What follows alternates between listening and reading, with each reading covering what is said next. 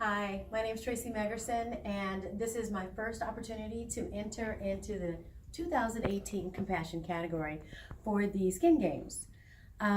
Very honored and almost way too humble, to be real, to even be considered for this category.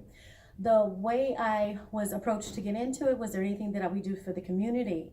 With my 501c3 Win-Win Situations and my company, Incredible Unedibles, we do give back to the community in ways of giving soaps and lotions to the homeless shelters in the Bay Area.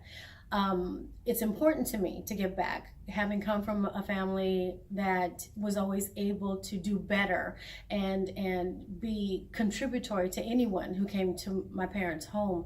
They never left empty-handed, and they always left feeling better than when they came.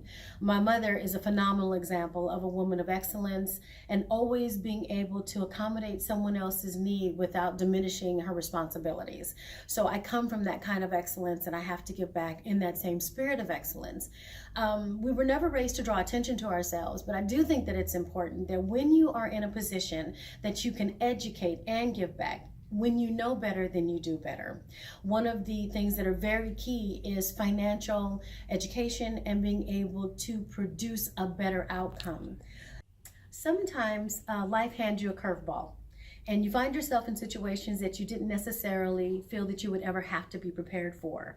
Oftentimes in going to homeless shelters, not even letting people know who I am and the person who is donating the soaps and the lotions, but just handing out a blanket or a coat, which is one of the coat drives that we do every year around Christmas time, or being part of the backpack giveaway that I partner with another company for the children, making sure that not only do they have the backpacks, but they have the pencils and the paper.